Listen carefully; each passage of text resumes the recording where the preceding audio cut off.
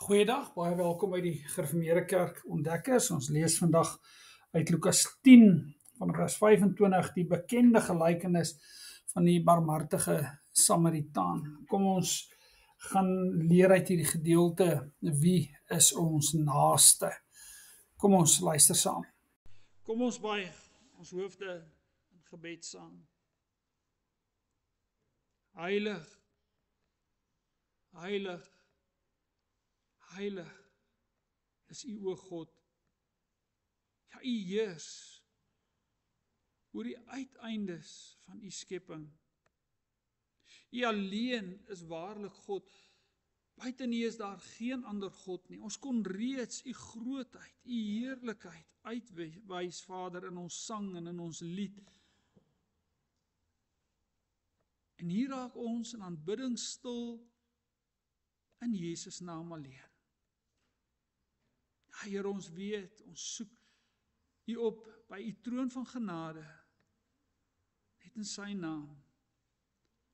Voor U lê ons al ons sondeskuld neer, en wil ons vra, Vader, vergewe ons, om Christus ontwil alleen.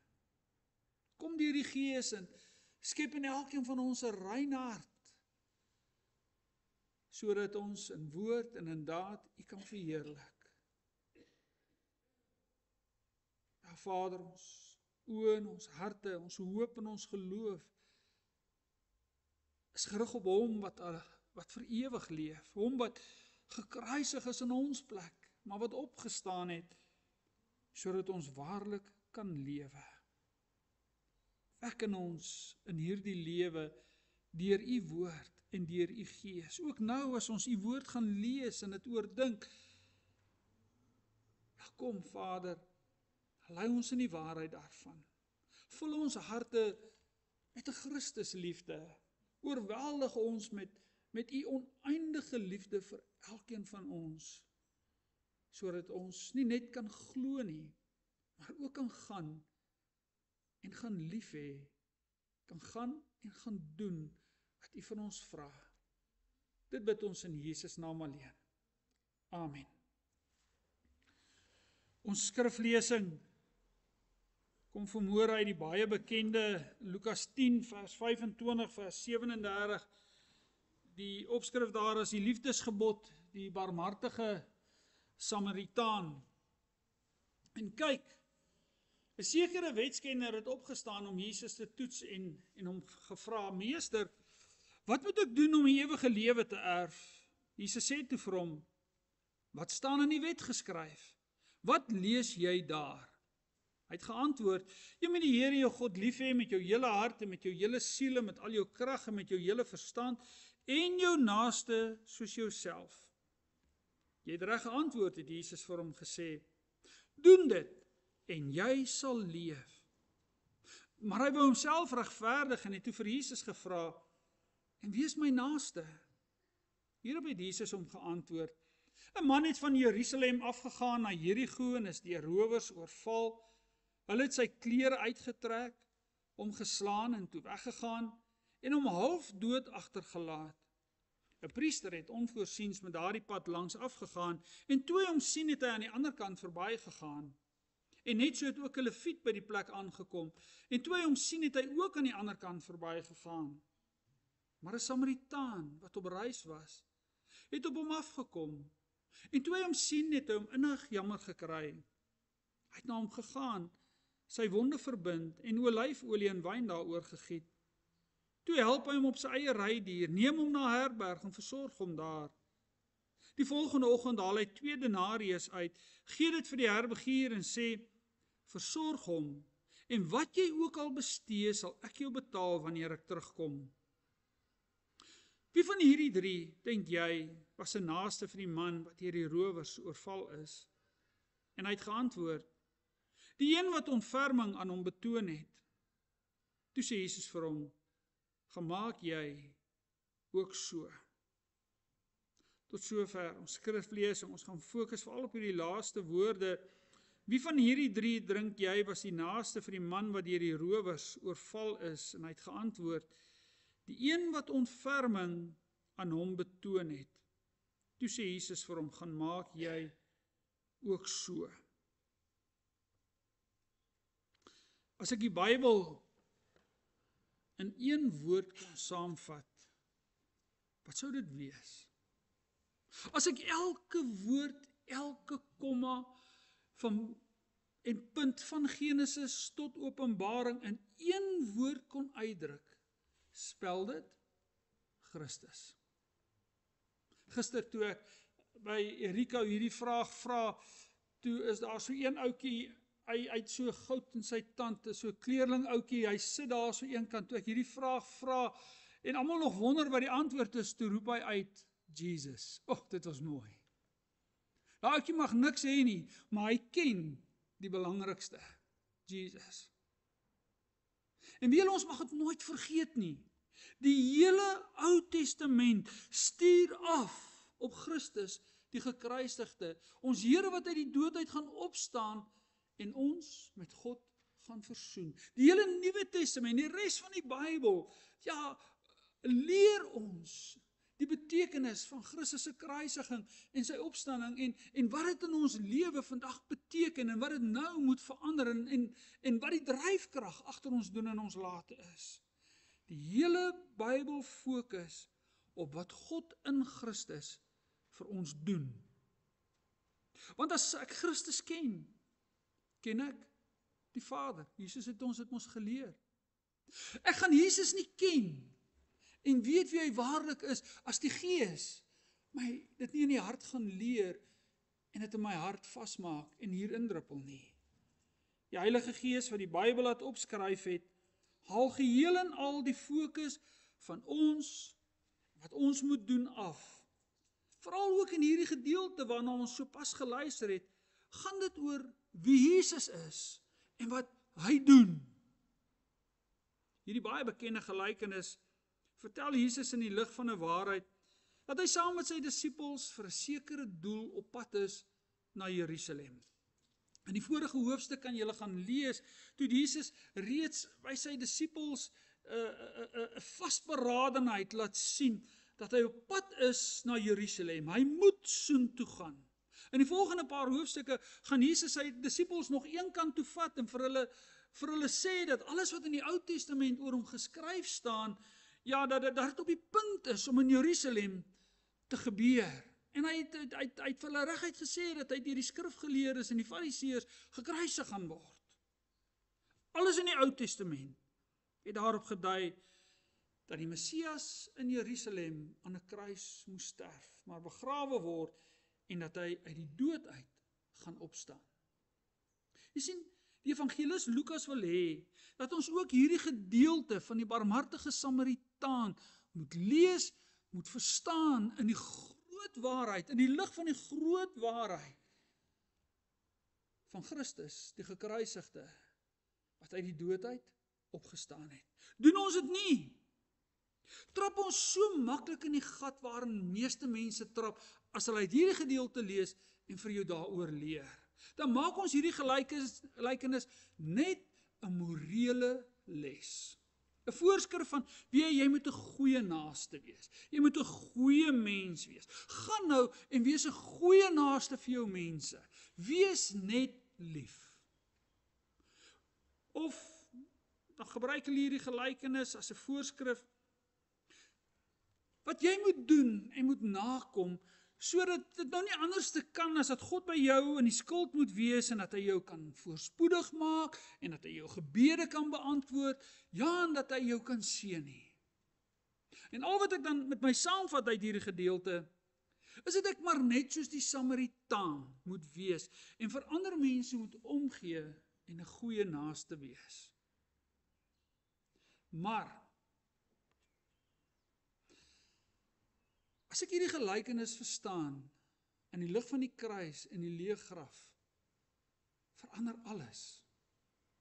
Want julle weet, die groot waarheid is, ek kan die beste naaste vir alle mense wees. Ek kan die vriendelikste, goedhartigste filantroop wees, wat geld uitdeel, huise bou, kos uitdeel.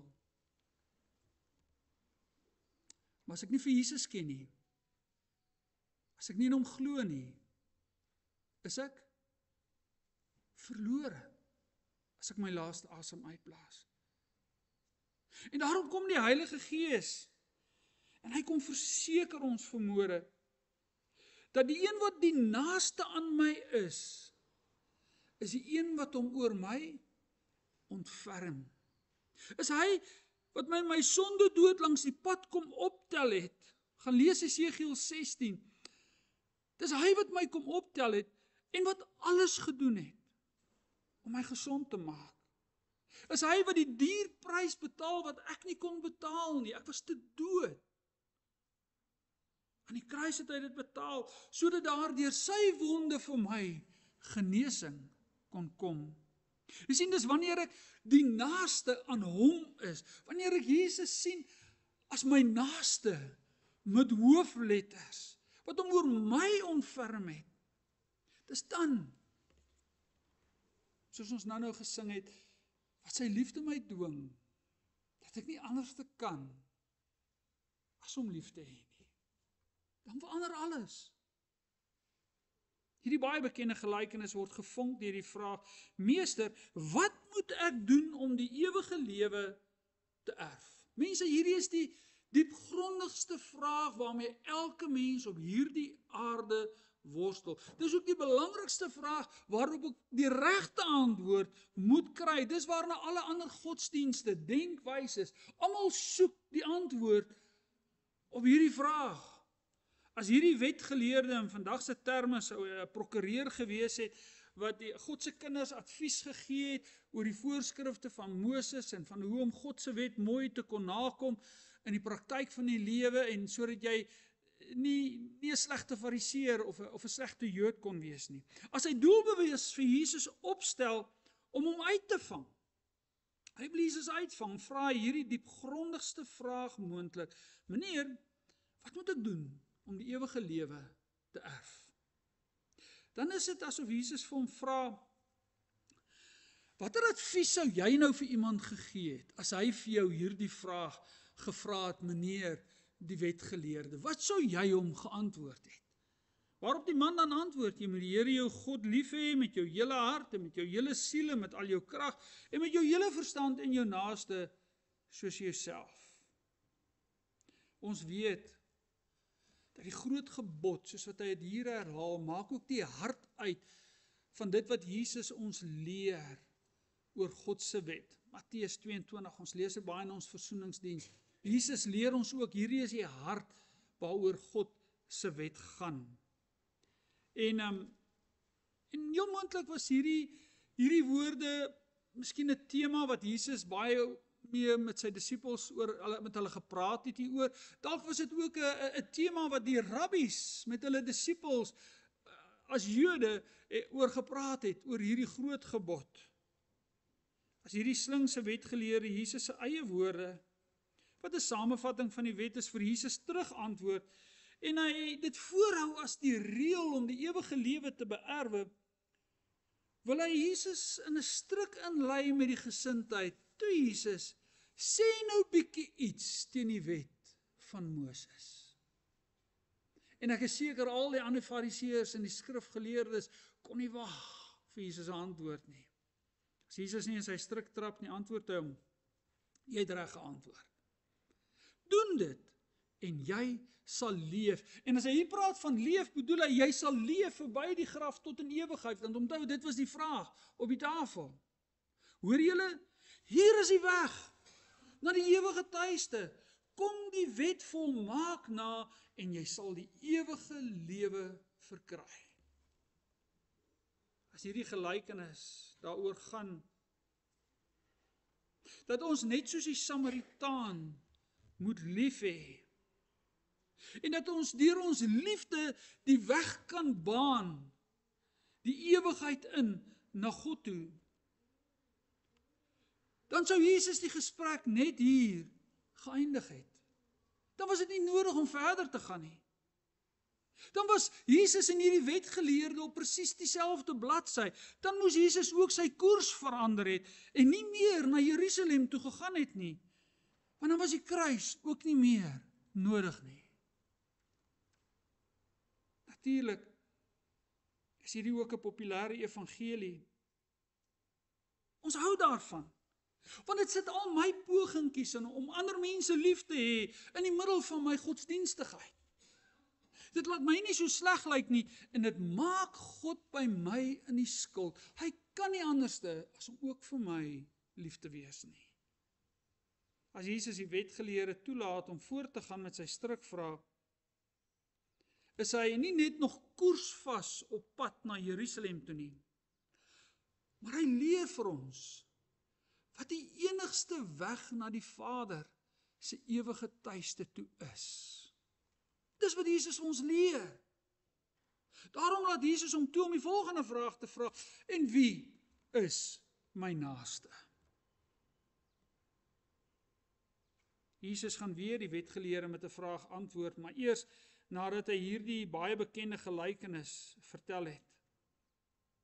Ja, terwyl Jesus op pad was na Jerusalem, vertel hy 'n gelykenis van 'n man wat wegbeweeg van Jerusalem na Jerigo toe.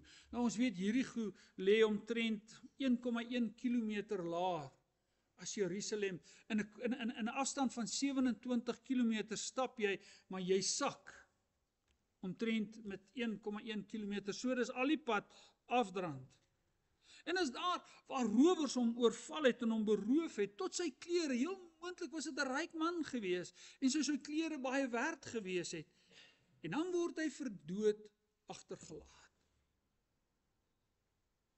Waarop eers 'n priester verbygekom het en toe 'n leviet, wat beide net aan die ander kant verbygegaan het.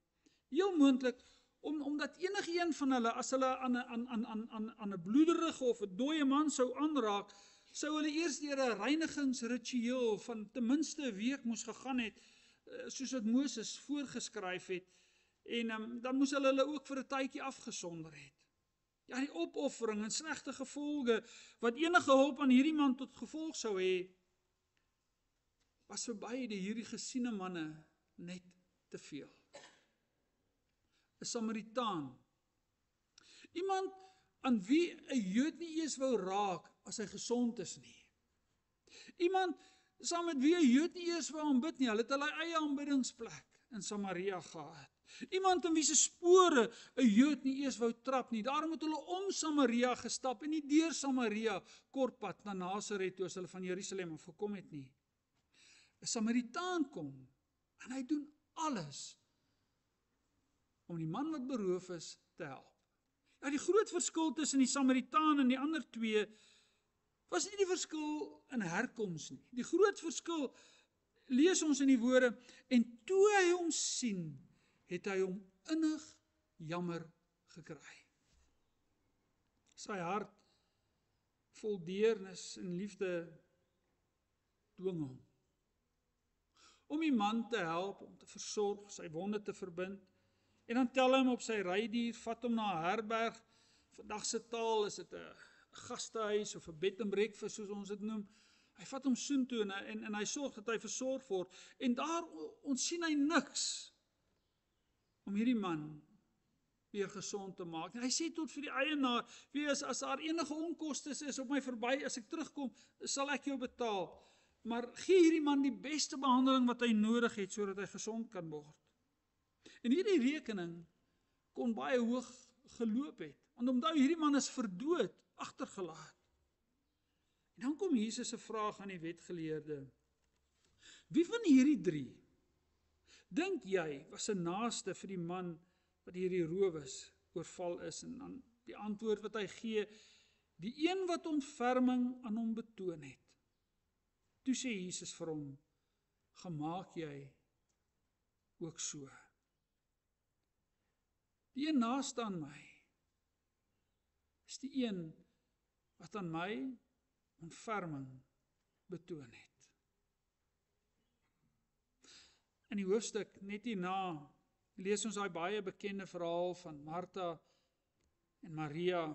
Van Maria wat by die voete van Jesus sit en luister aan wat hy leer, en van Martha wat by Jesus kla omdat haar suster haar nie help om haar naaste te bedien nie.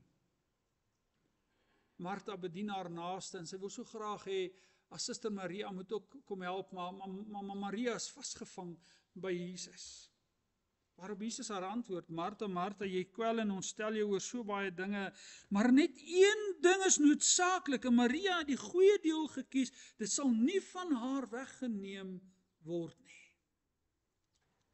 Jesus se les, om by Jesus te wees, en sy woorde te luister, dit ter harte te neem en daarvolgens te lewe, oortref alles in waarde.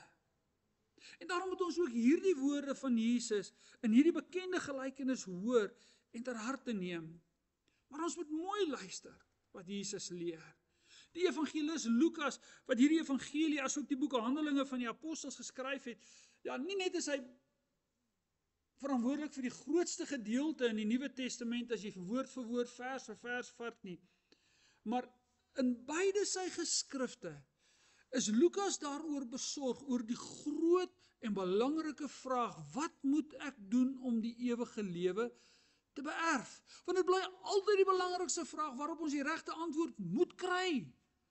Nie net hoor ons dit weer hier in Lukas 18 vers 18 later nie, maar in die boek Handeling hoor ons 2 keer die vraag, wat moet ek doen om gered te word? 2 keer. In God se eindelose genade, na die kruis en die leë graf, is die antwoord vir ons vandag baie eenvoudig. Handelinge 16 vers 31. Glo in die Here Jesus, en jy en jou hele huishouding sal verlos word. Glo in die Here Jesus. Jy sien die eerste lesers, Theophilus, daar in Lukas 1, en sy medelesers, hulle sou dit raak gesien het, wat die Heilige Gees vir ons hier wou vertel het met hierdie gelykenis.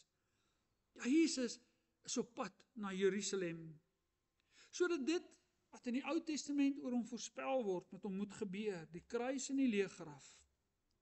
Ja, Jesus se woorde en lering wat alles oortref, en tot diep in hulle harte insny. En net Jesus se volmaakte liefde, wat bo alle mensgemaakte grense en voorkeure uitstyg, ja, wat bereid was om die offer te betaal in ons plek, omdat hy ons so innig jammer het, omdat hy ons langs die pad vir dood raak gesien het, en om hom oor ons ontferm het.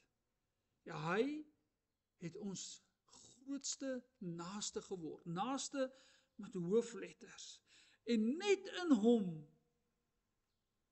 deur sy genesing, is die pad vir ons na die ewige erfenis oopgemaak, net in hom. Ja, Christus, die een wat deur sy eie mense verag was, is die Samaritaan wat so goed soos dood mense optel, soos ek en jy. Hy bewys aan ons medelee, hy is ons innig jammer. Hy betaal alles, die volle rekening. En hy staan uit die dood uit op, en deur sy Gees maak hy ons nuut, lewend, ewig lewend God se kinders. Geen priester, geen leviet, geen uitmunting en naaste liefde van my kant kan dit vermag nie. Net Jesus die gekruisigde, die Here wat uit die dood uit opgestaan het, kan so lief hê, kan so naby elkeen van ons kom, kan ons so lewend en nuut maak. Maar eie sal my beste pogingkies om God tevrede te stel met my dade van liefde, my altyd meer en meer van God af laat wegbeweeg en my doodmaak vir God en sy liefde vir my in Christus. Geen streng wettiese gehoorsaamheid van my kant of 'n lang lys van goeie dade teenoor my naaste kan disse dinge tussen my en God regmaak. Dit kan nie. Jesus is die Heilige Gees. Jesus se liefde in my hart uitstort. En ek besef, ja, tot daai besef kom, dat op grond van Jesus se liefdesdaad, op grond van sy ontferming oor my, is hy my naaste. Die naaste aan my. En wanneer ek hom gelowig omhels, dan is dit juist daai liefde wat my begin dring, begin dwing, waarvan Paulus in die Korintiërsbriewe skryf, dat die liefde van Christus dring hom, dwing hom. Nee, ek moet 'n goeie naaste wees, sodat ek my ewige lewe kan verdien nie. Veel eerder in Christus lewe ek reeds tot in ewigheid. Daarom dring sy liefde my tot dankbaarheid, tot dade van liefde. God se nabyheid, die sekerheid dat hy in Christus die naaste aan my is en dat hy tot in ewigheid deur sy Gees by my is, sal oorspoel in 'n liefde wat gee. Wat moet ons doen om vir ewig saam met Christus te kan leef? Ek kan alles wat ek besit vir die armes gaan gee en nog steeds verlore gaan. Die groot vraag is, wie is jou naaste? Wie is die naaste aan jou? In jou binnekamer, op jou knieë, as jy die Bybel oopmaak, as jy by die werk is, as jy by die skool is, as jy in die klaskamer is, wie is die naaste aan jou? Die Gees vat ons juis, ons het dit in ons versoeningsdiens met die wet, hy vat ons, hy lei ons en hy bring ons uit by Christus. Mag hy in elkeen van ons 'n ware geloof in ons naaste met hoofletters, Jesus Christus gee. Want in hom alleen leef ons tot in ewigheid. Amen. Kom ons doen 'n gebed saam.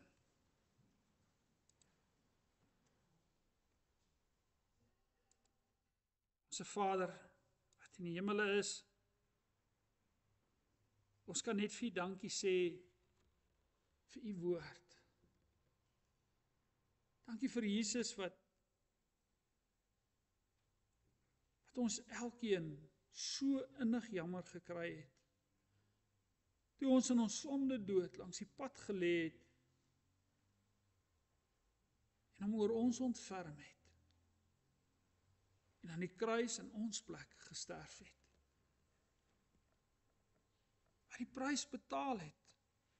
Vader, mag ons dit glo met alles in ons. Ja, kom o Gees van God, kom vestig 'n ware, opregte geloof in elkeen van ons harte.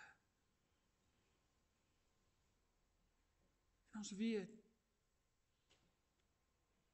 dat Jesus se volmaakte liefde nie anders te kan as om ons harte dankbaar te maak nie. Daarom bid ons dat die vrug van die Gees ook in elkeen van ons sal groei, dat dit sal oorspoel in 'n lewe van dankbaarheid wat U verheerlik, wat U naam groot maak. Maar wat ook in liefde saai en omgee. En die goeie nuus van Christus met ander deel. Vader, ons bely, daar's so baie dinge in ons lewens wat nader aan ons is as Jesus. Dit kan ons werk wees. Daar's niks te heilig nie. Dit kan selfs ons huwelike wees. Dit kan selfs ons kerk toekom wees, wat ons net 'n koue godsdienstigheid maak. Ja, daar's so baie redes. So baie dinge wat keer dat Jesus ons naaste is. By ons is deur sy Gees, ons lei en aanspoor deur sy Gees. Wil U die vinger daarop kom lê dat ons dit self kan raak sien. Bring ons tot bekering, Vader, dat ons kan wegstap van die dinge wat ons skeer, verhinder om lief te hê. Hemelse Vader, bewaar ons harte teen onsself, ons eie slim redenasies. En lei ons deur U Gees af en weg van ons eie troontjies af. Sodat ons waarlik vry kan wees in Christus. Hemelse Vader, ons kan net vir U dankie sê vir soveel seëninge, soveel goedheid, soveel ontferming, soveel barmhartigheid en genade, wat ons elke dag kan beleef en geniet. Aan U al die eer en die aanbidding die dank uit ons harte uit, vir al u goedheid. Dankie Here dat ons by alles wat u vir ons gee, deel van 'n gemeente kan wees, van broers en susters in Christus. Lei ons en bring ons daartoe dat ons vir mekaar sal lief wees, mekaar sal bemoedig, mekaar sal vermaan, sodat ons saam in die spore van ons Here en Koning kan volg. Wees by u kerk wêreldwyd. Ja, gee middele, gee gawes, maar Here, gee veral vrymoedigheid, dat ons nie sal terugtyns nie, maar dat ons tydig en ontydig die goeie nuus van Christus, ja, die evangelie wat aan ons toevertrou is, met alles in ons sal verkondig. Wees veral, Vader, by u vervolgde kerk, die kinders wat bitter swaar kry. Gee vir hulle uitkoms. Hou hulle naby, ons Here en ons Koning. Ons wil ook bid, Vader, vir elkeen van ons. U weet wat ons nodig het voor ons hierdie week moet ingaan, ons daaglikse brood, sodat ons u kan dien en kan eer, en dat ons genoeg het om dankie te kan sê, ja, voorsien in al hierdie dinge. Gee goeie gesondheid vir hulle wat siek is, gee geloof vir hulle wat worstel en stryd voer in hulle harte, en bewaar ons teen die versoekinge van die duiwel. Lei ons op 'n ewige weg tot die eer van u naam. Ja, ons wil bid, Vader, vir ons land met al sy uitdagings.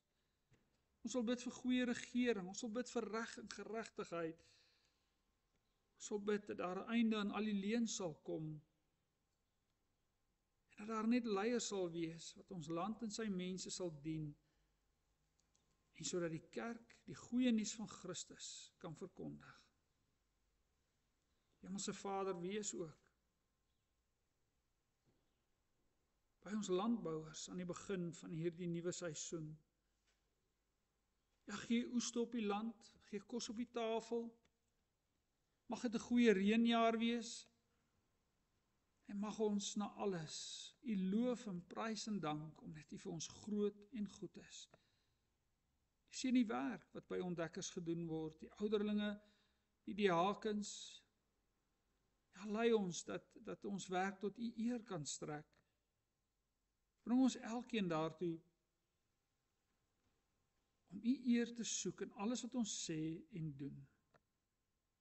Vader, ons wil ook vra, as ons van hier af gaan, bring ons so naby aan Christus, dat sy liefde oor ons lippe, uit ons hande, ja, gedra en kan spoel, en dat ons voete dit kan vat, maar daar so baie mense is wat nog nie hierdie ewige weg ken nie. Dit bid ons in Jesus naam alleen. Amen.